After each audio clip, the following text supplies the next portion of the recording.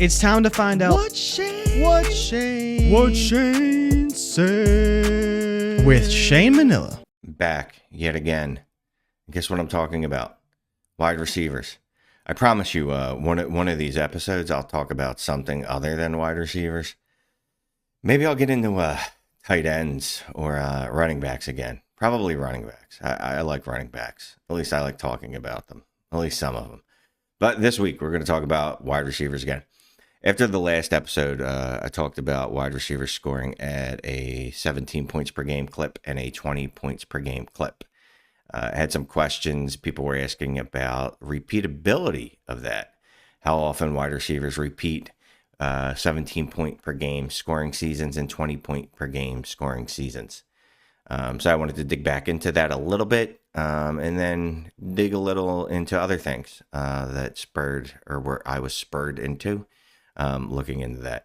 So again, using Fantasy Pros points per game scoring, going back to the 2014 season through 2022 seasons, 9 seasons. Going back from 2014 through 2022, there were 81 instances of wide receivers putting up 17 points per game seasons.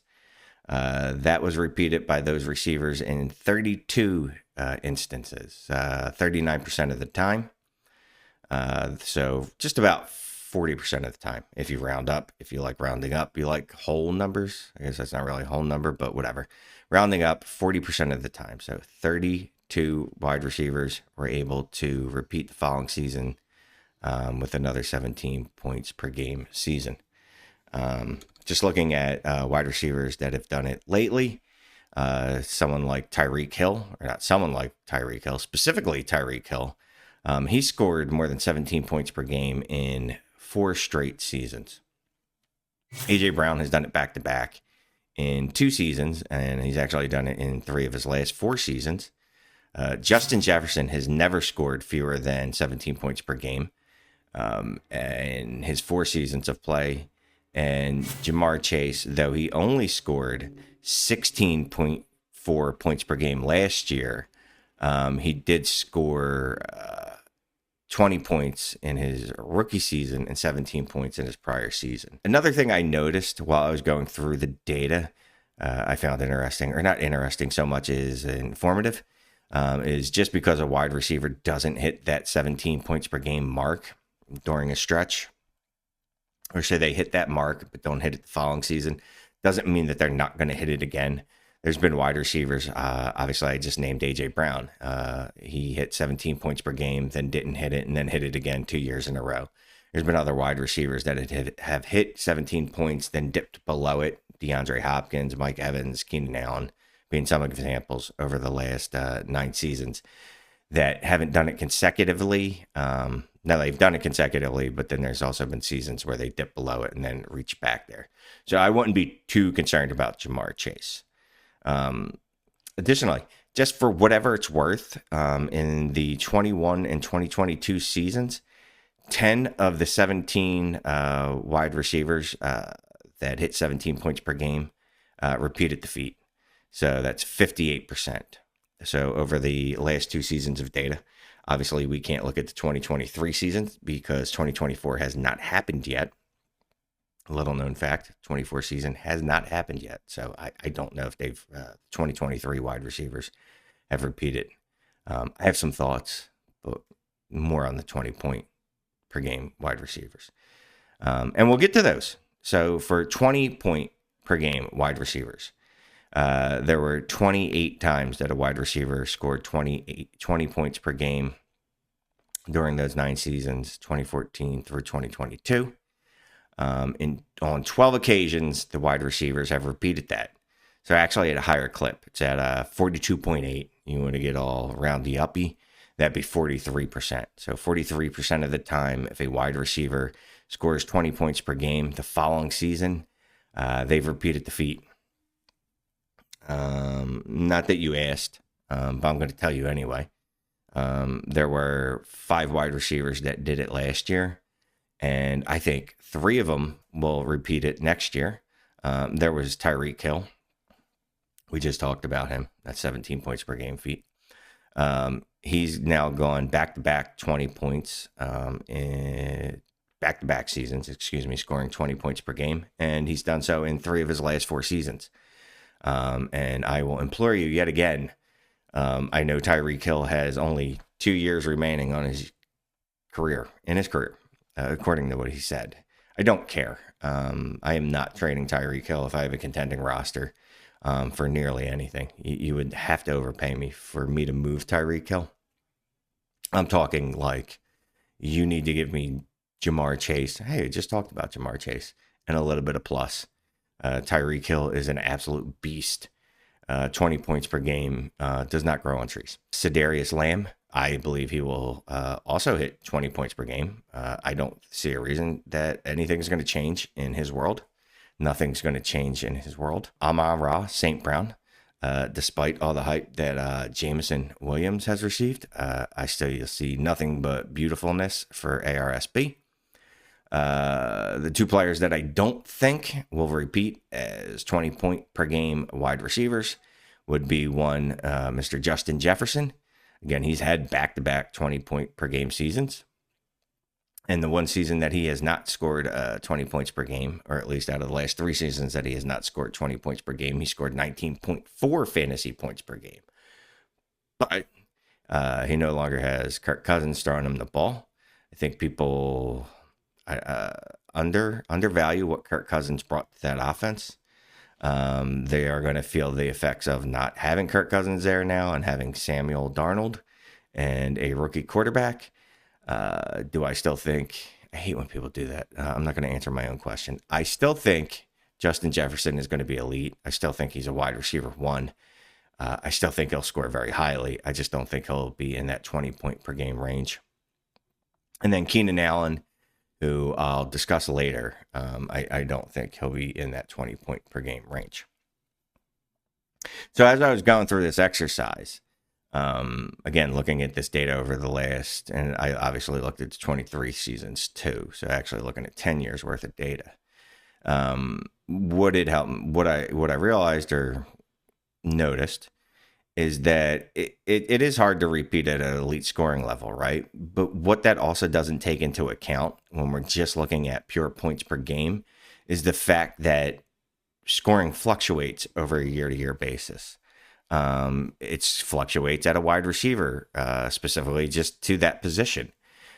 Some years there was just one wide receiver that scored 20 points per game.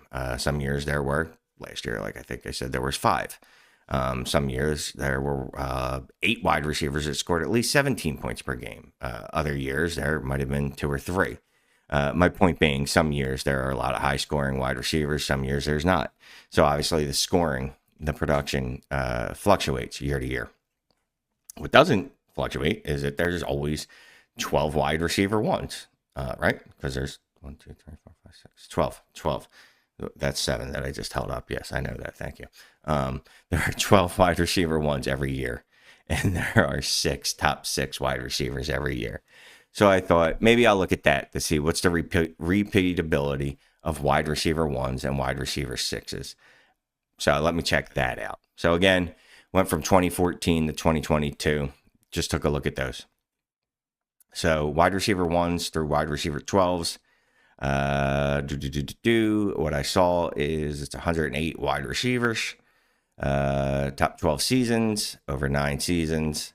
What I found is 50% of the time a wide receiver 1 repeated as a wide receiver 1 the following season.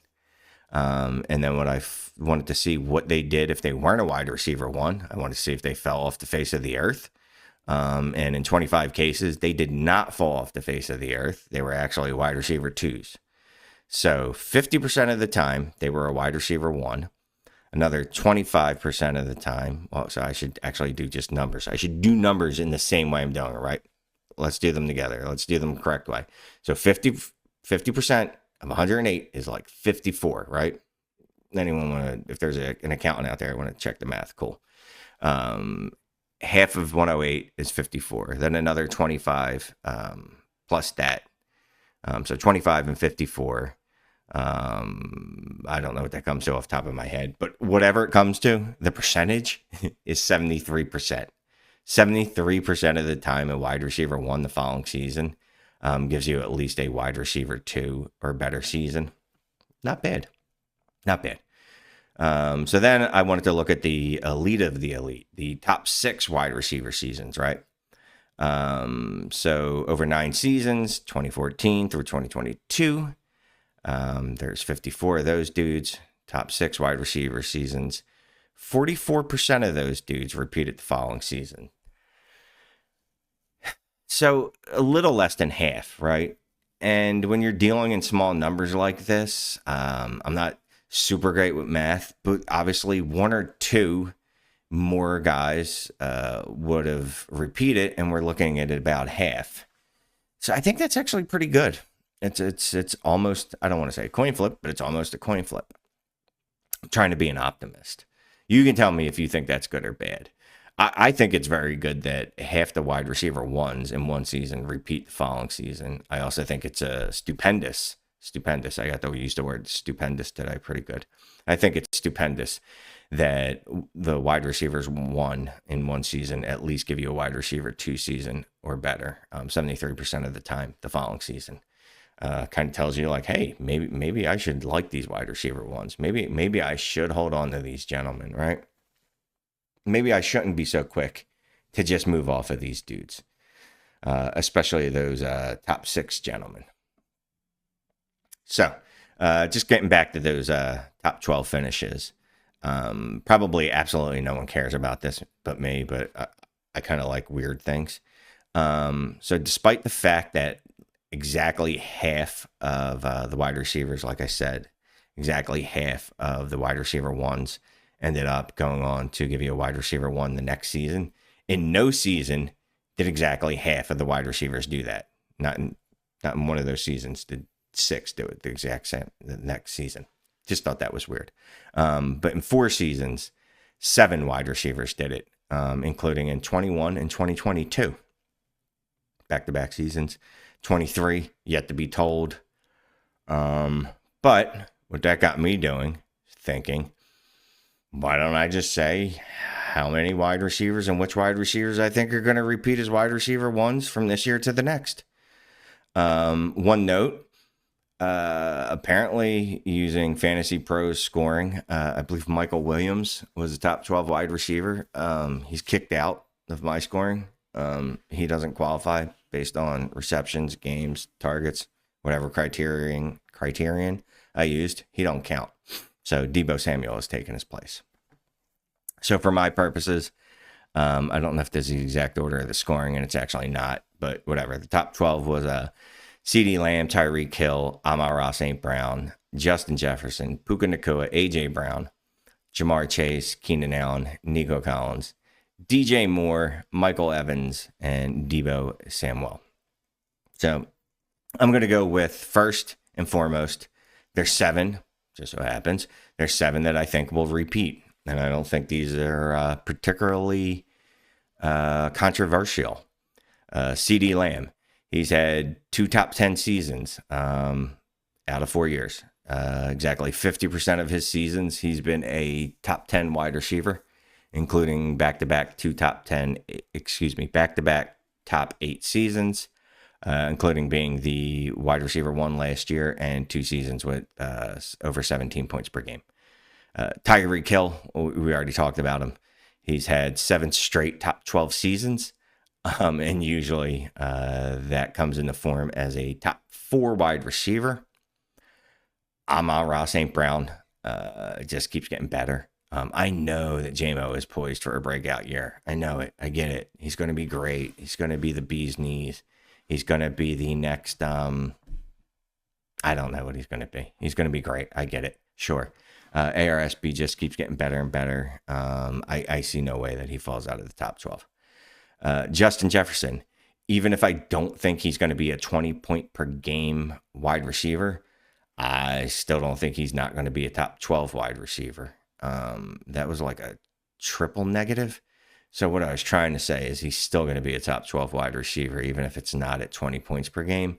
I can't see this dude falling below 16 to 18 points per game. He's still a monster. So JJ, top 12 wide receiver.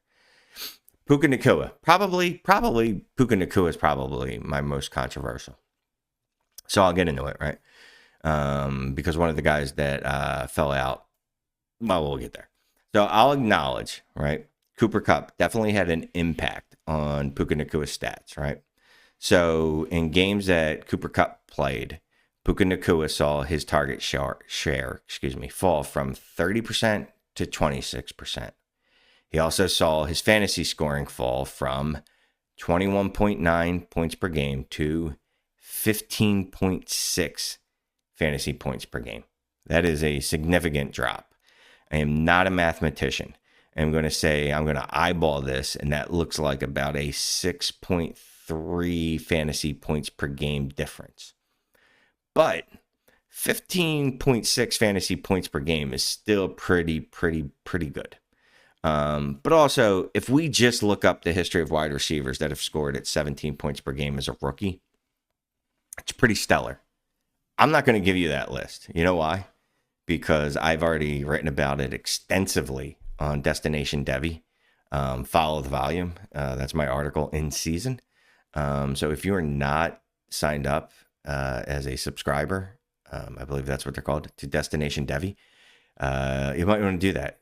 Sign up and join the D5 tier and check out my articles on Follow the Volume, and also check out all the great tools we have over there. And then also check out the Patreon, ALLGAS, something or another. Again, great salesman that I am. Anyway, back to Puka Nacua. So if you look up rookies that have scored 17 points per game as rookie wide receivers that have scored 17 points per game, absolutely bonkers, that list. But even if you don't want to look at that number, even if you want to just look at the number of rookies that have scored at a 15.6 points per game clip, like Puka did when Cooper Kupp was playing, still bananas.